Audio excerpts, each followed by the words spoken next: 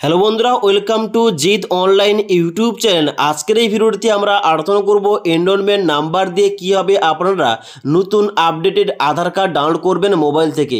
যদি কেউ আধার সেন্টারে গিয়ে আধার কার্ডের কোন রকম সংশোধন করে থাকেন, মোবাইল নাম্বার যোগ করে থাকেন, কিংবা শিশুর জন্য নতুন আধার কার্ড তৈরি করে থাকেন, ওখান থেকে এনরোলমেন্ট স্লিপ দেওয়া হয়ে থাকে এবং ওই স্লিপের এনরোলমেন্ট নাম্বার দিয়ে কীভাবে আপডেটেড আধার কার্ড ডাউনলোড করবেন স্টেপ বাই স্টেপ আলোচনা করব। তাই অবশ্যই ভিডিওটি শেষ পর্যন্ত দেখবেন। সবার প্রথম এনরোলমেন্ট নাম্বার দিয়ে আধার কার্ড ডাউনলোড করার জন্য এখানে মাই আধারের অফিসিয়াল ওয়েবসাইটে আসতে হবে myaadhar.uidi.government.in। এই অফিসিয়াল ওয়েবসাইটে আসার পর নিচের দিকে আসতে হবে। নিচের দিকে আসার পর এখানে কিন্তু আধার কার্ডের সমস্ত রকম সার্ভিসগুলো ওপেন হয়ে যাবে, যেখানে সেকেন্ড নম্বর অপশানটা দেখতে পাচ্ছেন ডাউনলোড আধার, এখানে ক্লিক করতে হবে। এখানে ক্লিক করার সঙ্গে সঙ্গে নেক্সট পেজ ওপেন হবে, যেখানে বলা হচ্ছে এখানে আপনারা আধার কার্ডের নাম্বার বসে আধার কার্ড ডাউনলোড করতে পারবেন, কিংবা দ্বিতীয় অপশান রয়েছে এনরোলমেন্ট আইডি দিয়ে আধার কার্ড ডাউনলোড করা যাবে, তৃতীয় নম্বর রয়েছে ভার্চুয়াল আইডি। তো আমাদের কাছে যেহেতু এখন বর্তমানে এনরোলমেন্ট আইডি রয়েছে, এখানে কিন্তু আমরা মিডিল অপশান অর্থাৎ এনরোলমেন্ট আইডি নাম্বার এখানে চুজ করলাম। চুজ করার পর প্রথম এখানে আপনাদের এন্টার 14 ডিজিট এনরোলমেন্ট নাম্বার, এখানে কিন্তু আপনাদের যে এনরোলমেন্ট স্লিপটা রয়েছে ওই স্লিপে 14 সংখ্যার যে নাম্বারটা রয়েছে ওই নাম্বারটা আপনাদের প্রথম ঘরটায় এন্টার করতে হবে। এবং তারপর দেখতে পাচ্ছি দেওয়া রয়েছে সিলেক্ট ইআইডি ডেট, অর্থাৎ আধার কার্ডের এনরোলমেন্টটা যে ডেটে আপনারা করেছেন ওই ডেটটাকে মেনশন করতে হবে, কিংবা ওই ডেটটা কিন্তু স্লিপে দেওয়া রয়েছে। এখানে ক্লিক করার সঙ্গে সঙ্গে একটা ক্যালেন্ডার ওপেন হবে, এখান থেকে আপনাদের কিন্তু ওই ডেটটা এখানে চুজ করতে হবে। ডেটটা চুজ করার পর এখানে নিচের দিকে আসতে হবে, যেখানে সিলেক্ট ইআইডি টাইম, যেখানে টাইমও সিলেকশন করতে হবে। এই টাইমটা এনরোলমেন্ট স্লিপের ডান দিকে পেয়ে যাবেন, যেখানে অবশ্যই ঘন্টা এবং মিনিট এবং তার সঙ্গে সঙ্গে সেকেন্ড দেওয়া রয়েছে। এখানে ঘড়ির আইকনে ক্লিক করার সঙ্গে সঙ্গে প্রথম আপনাদের ক্লিক করতে হবে ঘন্টা অর্থাৎ এইচএইচ। এবার আপনাদের উদাহরণস্বরূপ বলে দিই, আমার ক্ষেত্রে কিন্তু টাইমটা রয়েছে 12:45 তাহলে আমাদের কীভাবে টাইপ করতে হবে, এখানে কিন্তু এইচএইচের ঘরে এখানে 12 সিলেকশন করতে হবে।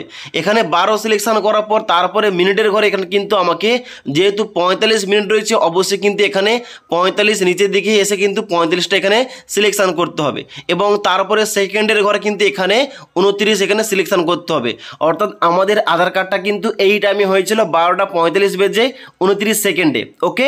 তো আপনার যে টাইমটা রয়েছে এনরোলমেন্ট স্লিপে ওই টাইমটা এখানে কিন্তু ইনপুট করতে হবে। তারপরে নিচের দিকে আসার পর এখানে কিন্তু ক্যাপচা কোডটা এন্টার করতে হবে। যে ক্যাপচা কোডটা ডান দিকে রয়েছে এই ক্যাপচা কোডটা দেখে দেখে এন্টার ক্যাপচার জায়গায় এন্টার করতে হবে এবং সেন্ড ওটিপি অপশানে ক্লিক করতে হবে।